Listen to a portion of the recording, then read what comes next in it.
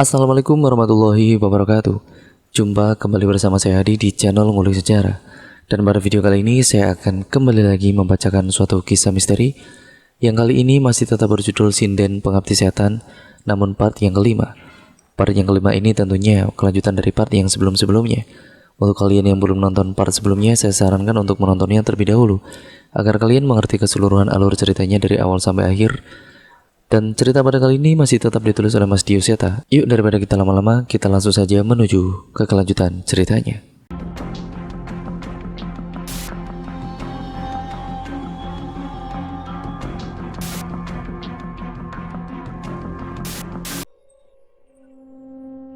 Cahyo, keluar kamu. Ada yang mendekat. Ucapku masih tidak ada jawaban. Makhluk itu setinggi 2 meter namun bentuk tubuhnya itu bungkuk dengan bulu menutupi sekujur tubuhnya. Ia berjalan mendekati kami dengan perlahan. Aku tidak bisa melihat wajahnya dengan jelas. Namun satu yang aku tahu dengan pasti, ia marah. Jangan-jangan makhluk yang diceritakan leluhurku, ucap Sena. Dari wujud dan juga auranya aku merasakan makhluk itu hidup ratusan tahun hingga berwujud seperti ini. Dia bukan makhluk sembarangan. Aku pun mulai bersiap untuk menarik kerisku, namun sebelum itu terjadi tiba-tiba terdengar suara dari celah candi. Danan, kesini Danan, aman, ucap Cahyo. Sena mengecek ke dalam dan memastikan bahwa Cahyo benar aman di sana.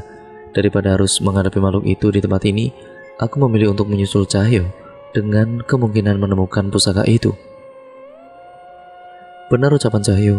Celah itu kemudian hanya pintu masuk menuju sebuah jalur sungai di bawah candi, tempat yang begitu gelap dan semakin sulit untuk bernafas. Di sana Nan, ucap Cahyo. Ia kemudian menuju ke sebuah celah seperti ruangan yang tertutup rapat oleh batu yang bertumpuk. Harus menggunakan alat berat untuk menggeser bebatuan ini, ucap Sena bingung. Coba saya pastikan dulu mas, balasku. Aku meminta Cahyo menjaga tubuhku sementara aku menarik keris Rogo Sukmo dari tubuhku yang kemudian aku menggunakan kekuatannya untuk memisahkan rohku dari raga. Dengan wujud sukma, aku bisa mengecek ke dalam dan memastikan apa memang ada pusaka yang tersembunyi di sana. Dan benar saja sebuah benda menyerupai sebuah seruling tersimpan dengan baik di tempat itu tanpa tersentuh oleh apapun. Ada seruling tua di sana, ucapku tepat setelah kembali ke tubuh. Bisa jadi suara seruling itu bisa menetralkan nyanyian sinden itu. Tapi bagaimana cara kita masuk ke sana? Ucap Sena. Cahyo pun mengerti dan juga mengikat sarungnya ke pinggang. Sebentar, minggir sebentar, perintahnya. Kami pun menurutinya walau Mas Sena terlihat bingung. Wanasura, teriak Cahyo. Seketika kekuatan besar menyelimuti lengan kakaknya. Sebuah pukulan ditunjukkan ke arah bebatuan itu hingga sebuah celah terbuka dengan lubang yang cukup untuk kami masuki. Tanpa menunggu waktu yang lama kami segera masuk ke celah itu. Namun Mas Sena masih tidak bergerak di luar. Ada apa Mas Sena? Tanyaku. Enggak apa-apa, kalian ini sebenarnya siapa? Ilmu-ilmu tadi bukan ilmu yang bisa dimiliki manusia biasa, ucap Mas Sena. Aku pun menatap pada Mas Cahyo. Ia kemudian mencari cara untuk menjelaskan semua dengan mudah. Kami cuma manusia yang diberikan titipan oleh Maha Pencipta, jawab Cahyo sambil segera masuk ke dalam dan juga mencoba mengambil seruling itu. Tepat saat seruling itu ada di tangannya Cahyo, terjatuh lemas. Namun sepertinya ia bisa mengendalikan tubuhnya dan segera kembali berdiri. Benar ada kekuatan aneh di dalamnya, ucap Cahyo. Ia mencoba meniup seruling itu beberapa kali namun tidak terjadi apa-apa. Lah, kamu niupnya begitu.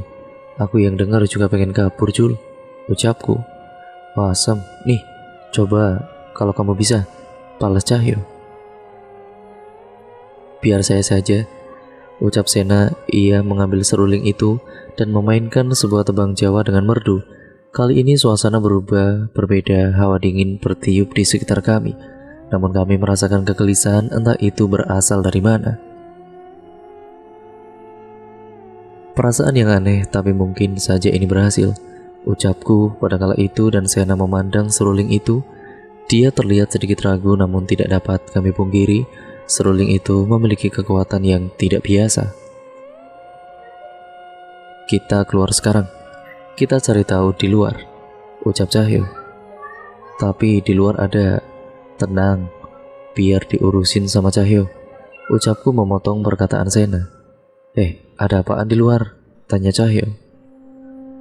Enggak, tadi ada burung beo berisik. Mas Sena sampai kesal, balasku. Kami pun berhasil keluar dengan selamat, namun langit di luar masih gelap dengan suara gemuruh yang menghiasinya. Aku dan juga Sena mencari keberadaan makhluk tadi, namun kami lega saat sosok makhluk itu tidak lagi terlihat di dekat kami. Sena memainkan sebuah lagu dengan seruling itu. Ia ingin mengetahui sebesar apa kemampuan yang dimiliki oleh pusaka itu.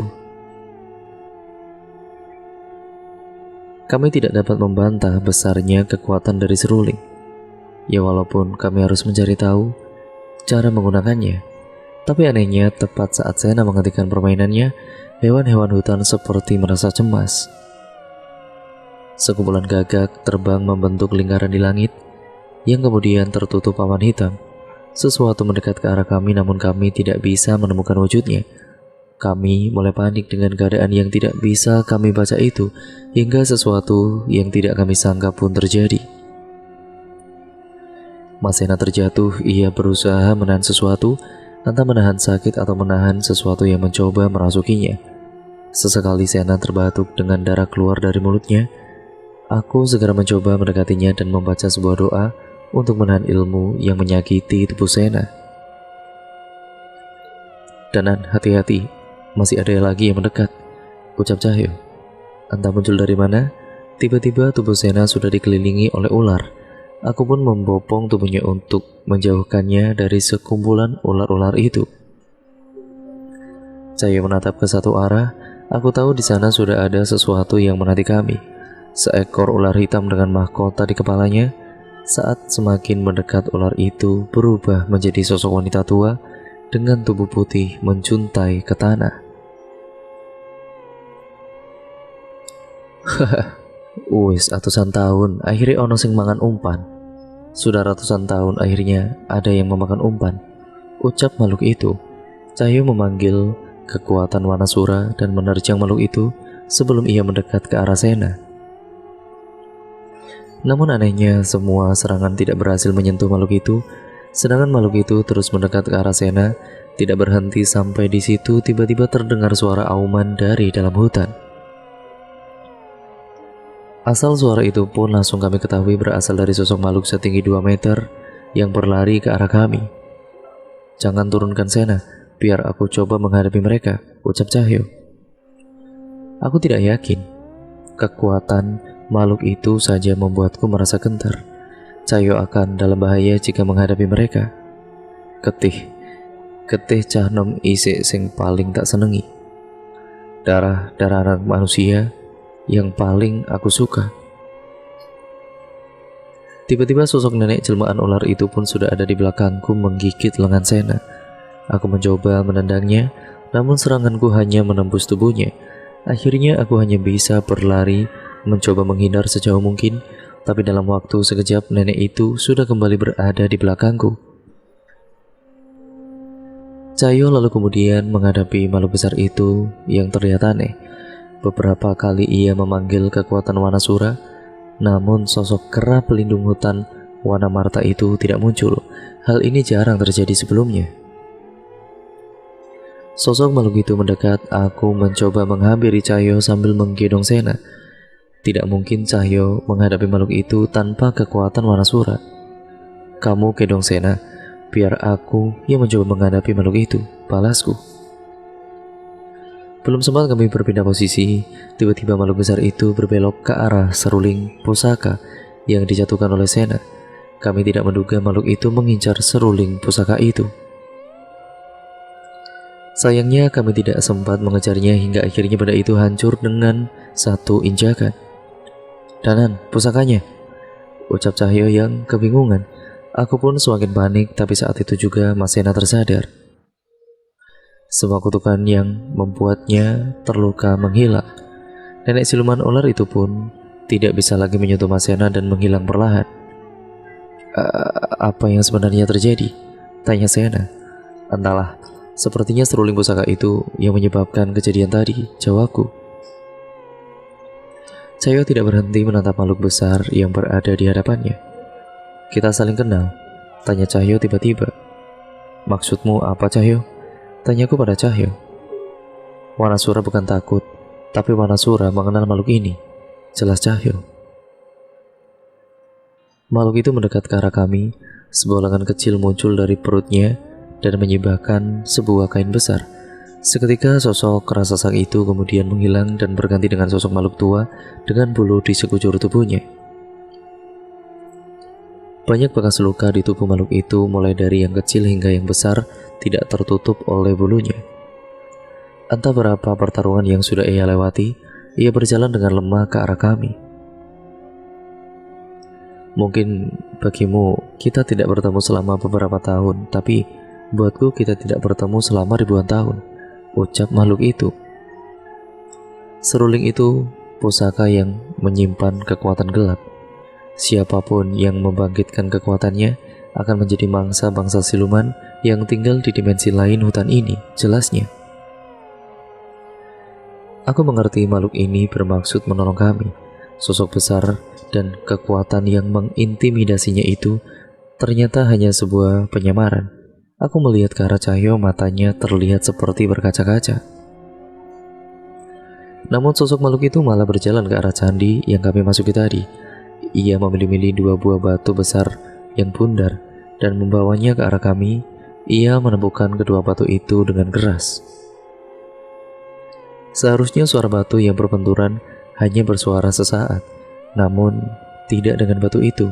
Benda itu mengeluarkan suara gema yang dapat terdengar perlahan dalam waktu lama walau dengan suara yang kecil. Ini yang kalian butuhkan. Gemanya mampu menghentikan pengaruh kutukan yang dihantarkan oleh suara. Ketenangan air yang sudah mengalir ratusan tahun melalui batu itu menyimpan kekuatan alam yang murni hingga bisa menghasilkan kekuatan itu, jelasnya. Tunggu, jadi yang kami cari adalah batu ini? Tanya Masena. Batu itu bukan pusaka. Semua batu di sini mempunyai kemampuan yang sama. Hanya saja dengan bentuk bundar seperti itu, suara yang dihasilkan akan menggema lebih lama, jelas makhluk itu. Jadi ini maksud bentuk dua buah bentuk cakram di kain itu, ucap Masena. Tuh Panjul, gambar itu bukan bahas motormu. Aku mencoba meledek. Cahyo tidak merespon ledekanku. Ia masih terus menatap makhluk itu dengan ekspresi yang aneh. Cahyo, ada apa? Kamu benar kenal dia? Tanyaku. Licik. Dia makhluk terlicik dan terpintar yang pernah aku kenal. Telik sandi dari kawanan kera hutan Wanamarta, Giridaru, ucap Cahyo. Apa kera Wanamarta berumur ribuan tahun? Tanyaku pada mereka. Makhluk bernama Giridaru itu mendekat. Aku sudah mati. Menjaga pusaka itu, mencelakai makhluk lain adalah tugas terakhirku. Yang kalian lihat saat ini hanya sisa sukmaku saja, ucapnya. Wanasura masih ada di sini. Kliwon ada di rumah, tapi rohnya terhubung dengan Wanasura, ucap Cahyo sambil menunjuk dadanya. Haha, Kliwon lagi tiduran di atap rumah. Senyumnya tidak berubah. Sampaikan salamku pada saudaramu itu ya Wanasura, ucap Giridaru sambil menyentuh dada Cahyo. Saat ini aku merasakan perasaan yang meluap-luap dari Wanasura yang berada di tubuh Cahyo. Seperti ada ikatan antara mereka dan makhluk bernama Giridaru ini. Jadi kalian memang sudah ditakdirkan, ucap Giridaru yang berganti mendekat ke arahku. Maksud Tuan Giridaru apa? Tanyaku mencoba sopan. Widarpa leluhurmu, dia sudah tenang kan? Giridaru kembali bertanya. Iya, bagaimana Anda bisa kenal dengan Eyang Widarpa? Tanyaku dengan bingung. Aku hidup bersamanya di hutan saat ia kecil hingga akhirnya Ia memutuskan keluar dari hutan dan setia kepada rajanya, jelasnya. Jangan-jangan bocah gondrong yang bertarung bersama kita di hutan itu Eyang Widarpa? Tanya Cahyo dengan kaget. Giridaru kemudian tersenyum lebar tanpa berkata sedikit pun. Tunggu, kamu pernah bertemu Eyang waktu kecil? Tanyaku bingung. Cahyo pun bercerita kejadian saat ia mendapatkan kekuatannya. Ia tersesat di alas wetan dan juga terlempar ke hutan di mana ia bertemu Giridaru dan bocah berambut panjang. Ia sudah menduga, sedang itu melemparkannya ke tempat yang berselisih waktu begitu jauh. Sena yang mendengar cerita Cahyo pun setengah tidak percaya. Sejauh itu takdir kita sudah dipisahkan, ucapku. Takdir yang kalian jalani masih panjang. Dan tugasku yang akan meneruskan itu ya kalian. Aku pamit, ucap Giridaru. Secepat ini, protes Cahyo. Malah seharusnya tidak ada pertemuan ini kan, balas Giridaru. Tidak ada kata-kata terakhir untukku. Giridaru setengah berpikir. Jangan biarin Kliwon lapar, dia galak kalau lapar, ucapnya. Dan untuk keturunan sahabatku Widarpa, berbagai kisah tentangnya akan muncul sedikit-sedikit di mimpimu. Semoga itu bisa membantumu menghadapi setiap kesulitanmu. Itu adalah ucapan terakhirnya sebelum menghilang. Aku memang tidak bisa mengetahui dengan jelas siapa Giridaru itu, tapi aku bisa merasakan perasaan yang dialami Cahyo saat bertemu dengannya. Maaf ya Mas Sena, kita jadi harus menunggu lama, ucap Cahyo. Mas Sena ini menggeleng. Jadi cerita di pewayangan itu benar-benar terjadi, tanya Sena. Aku dan Cahyo saling bertatapan dan tertawa. Ya mungkin saja, mungkin terjadi di masa lalu, atau terjadi di alam lain. Yang pasti ada suatu hal yang membuat semua cerita di pewayangan itu bisa sehidup itu, jawabku. Kami pun kembali meninggalkan langgar Watu Bumi tanpa membawa pusaka apapun, dan hanya membawa sepasang batu itu, iya batu. Sebuah benda dari alam yang tidak pernah kami sangka akan menjadi jalan keluar kami menghadapi sinden-sinden pengabdi setan yang mengancam nyawa para warga. Kini tinggal kami mencari rencana dan memohon keikhlasan yang maha kuasa untuk menghadapi sosok makhluk-makhluk yang menjebak manusia dalam kesesatan itu. Sosok cantik yang bila dilihat dengan nafsu, namun sosok menjijikan bila dilihat dengan hati. Suaranya kini tidak lagi membawa keindahan, tapi membawa sebuah dendam yang menghantarkan pendengarnya ke arah kematian.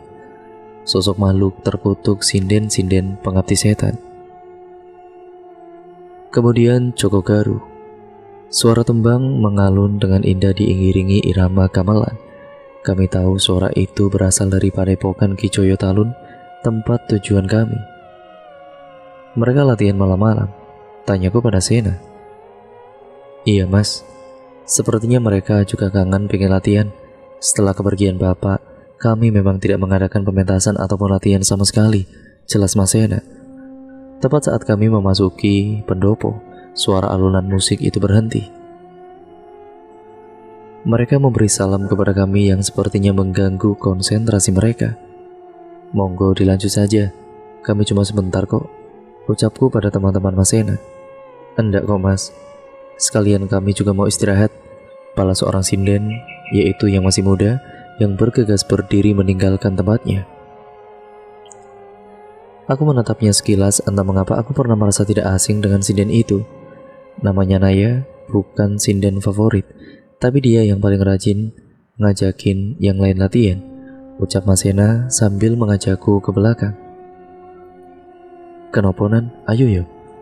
Kenapa Nan? Cantik ya? Goda Cahyo. Asem kamu, gak gitu. Cuma ngerasa gak asing aja sama dia, balasku. Mas Sena hanya tersenyum sambil mengajak kami ke sebuah ruangan yang dulunya adalah ruangan Ki Joyo Talun. Ada beberapa wayang yang dipajang berjejer ditancapkan pada sebuah rak. Ada juga beberapa peti penyimpanan yang biasa digunakan untuk menyimpan wayang. Monggo, duduk dulu mas, istirahat dulu saja sebelum kembali ke desa Mas Chatmiko, ucap Mas Sena. Enggak Mas Ena, sekalian kami mau numpang mandi sebentar, balasku. Monggo Mas, anggap saja rumah sendiri. Mas Ena pamit meninggalkan kami sebentar, sepertinya ingin memberi pengarahan atau ngobrol sebentar dengan teman-temannya yang latihan tadi. Cahyo mandi duluan sementara aku memilih untuk berbaring sebentar di kursi rotan di ruangan ini. Monggo Mas Cahyo, diminum dulu. Beberapa gelas kopi hangat dihantarkan oleh Naya ke meja di hadapanku. Kedatangannya membuatku sedikit kaget. Ia tidak lagi mengenakan sanggulnya dan sudah menghapus riasannya. Anehnya penampilannya saat ini malah membuatku lebih nyaman untuk melihatnya. Iya, matur nuwun. Tapi saya Danan, yang lagi mandi baru namanya Mas Cahyo, balasku. Oh alah Mas Danan, lagi tiduran jadi nggak kelihatan. Kalau Mas Danan sih saya sudah tahu, ucapnya. Aku sedikit mengernyitkan dahi. Apa mungkin Mas Ena yang mengenalkanku pada Naya? Dek Naya bisa tahu tentang saya dari mana? Mas Ena yang cerita, tanyaku penasaran. Namun Naya menggeleng dan juga mengambil posisi duduk di hadapanku. Aku memperbaiki posisi dudukku dan sedikit mengambil jarak darinya. Sebenarnya aku masih sedikit malu karena sepertinya tubuhku sedikit bau setelah perjalanan tadi. Mas Danan ini putranya Nyai Kirana toh, ucapnya. Iya kok iso ngerti ya, kok bisa tahu? Tanyaku dengan bingung. Apalagi aku juga merasa sedikit canggung mendengar nama ibu disandingkan dengan panggilan Nyai. Kita pernah bertemu waktu kecil di desa Kandimaya, tapi mungkin Mas Danan sudah lupa, ucapnya. Aku mencoba mengingat siapa saja yang pernah kutemui di desa Kandimaya saat kecil, namun sepertinya aku tidak mengingat tentang Naya. Koncoku iki yo ngono Mbak Naya, kenalan wedoke akeh dadi yo gampang lali. Temanku ini ya kayak gitu Mbak Naya, kenalan perempuannya itu banyak, jadi gampang lupa. Ceplos Cahyo yang baru saja selesai. Wah asem gih, pembunuhan karakter itu namanya, melanggar pasal 7 Undang-Undang Pertemanan. Balasku sambil menggeser segelas kopi jatahnya. Bercanda guyon ya Mbak, temanku ini malah paling sulit deket sama perempuan, ralat Cahyo sambil menyeruput kopinya.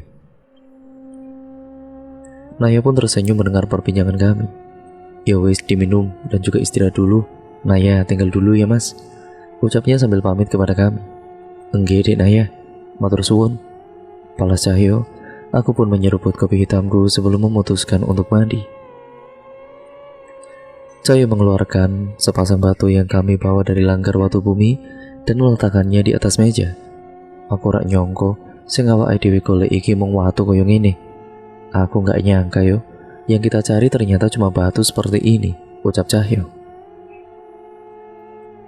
Ah iya Jul, tapi dibanding anehnya benda itu, aku lebih penasaran gimana ceritanya kamu bisa bertemu sama Eyang Widarpa waktu kecil, ucapku. Ya sampai kemarin aku juga gak tahu kalau itu Eyang. Ya sudah, ntar aja ceritanya, tak mandi dulu, potongku sambil meledek Cahyo. Asem, awas gak tak ceritain lagi loh, teriak Cahyo sambil melemparkan sarungnya ke arahku. Terdengar suara kentongan dari warga yang berpatroli di desa Jatmiko pada malam itu. Terlihat Jatmiko ada di antara rombongan itu. Mas Danan, Mas Cahyo, gimana? Tanya Mas Jatmiko penasaran. Sudah Mas, semoga saja benda ini bisa berguna, balasku. Mas Jatmiko kemudian menghela nafas lega, kantung matanya terlihat semakin besar. Sepertinya ia juga kurang istirahat. Mas Jatmiko lebih baik juga istirahat dulu, biar kami yang gantian jaga, ucap Cahyo. Jangan Mas, kalian juga pasti capek, istirahat dulu aja di rumah singgah, balas Mas Jatmiko. Kami setuju dan Mas Jatmiko pun mengantarkan kami ke rumah singgah untuk beristirahat. Di rumah singgah kami kemudian segera meletakkan barang-barang kami di kamar dan juga mengobrol dengan Mas Jatmiko. Bukannya tidak mau istirahat Mas, tapi setiap kepikiran tentang warga desa saya jadi tidak bisa tidur, ucap Mas Jatmiko. Sepertinya Mas Jatmiko memang sangat perhatian dengan desanya. Aku sudah sadar saat mengetahui warga desa akrab dengannya walaupun perangainya cukup keras. "Mas, diminum dulu mas," ucap Cahyo yang membuatkan minuman untuk kami. "Ini apa mas?" tanya Mas Jatmiko yang heran dengan minuman yang dibuatkan oleh Cahyo. "Jamu, resep dari Pak Le, biar gak gampang sakit," jawab Cahyo. Kami kemudian bertiga ini menikmati jamu buatan Cahyo yang masih hangat. Tidak butuh waktu lama hingga jamu yang diberikan Cahyo pada Jatmiko bereaksi. Seketika suara Jatmiko menghilang digantikan dengan suara dengkuran. "Weh, jamune Pak Le, pancen ampuh ya Jul." "Jamunya Pak Le memang ampuh ya Jul," ucapku. "Iya Nan, kasihan kalau Mas Jatmiko memaksa diri begitu," balas Cahyo. "Tapi jamu yang ini beda toh?" tanyaku sambil menatap gelas yang diberikan oleh Cahyo. "Ya beda, itu kan obat kuat. Biar kuat menghadapi kenyataan kalau kamu gagal deketin Ayah," ledek Cahyo. Enak aja kamu ini. Siapa yang deketin? Kamu sendiri. Gimana sama Sekar?" tanyaku. "Lah, itu beda," jawabnya dengan singkat. Tapi saat itu kami berdua sadar apa yang sering kami lakukan sangat berbahaya untuk orang-orang terdekat kami. Aku pun teringat kejadian saat di desa Tanggul Mayit, saat dukun dari Tra Broto Wongso mengirimkan roh peliharaannya untuk menyakiti ibu dan juga bule. Seandainya tidak ada Kliwon dan juga Buto Lireng, ya mungkin mereka sudah celaka. Tanpa saling bicara pun kami sudah mengerti bahwa orang-orang yang kami sayang bisa saja menjadi incaran musuh-musuh yang kami hadapi. Dan akhirnya cerita pun bersambung lagi ke part yang selanjutnya ya teman-teman. Bagaimana nih kelanjutan ceritanya? Kalian penasaran kan tentunya? Kalian harus stay tune terus di channel ini ya teman-teman. Terima kasih untuk kalian atas support kalian selama ini juga. Jangan lupa like, comment, dan share video kali ini. Serta juga jangan lupa subscribe untuk kalian yang belum subscribe. Dan juga nyalakan tombol lonceng notifikasinya agar kalian tidak ketinggalan video terbaru selanjutnya dari channel ini. Sekian, terima kasih, kurang lebihnya mohon maaf. Sampai berjumpa di video terbaru selanjutnya dari channel ini. Wassalamualaikum warahmatullahi wabarakatuh.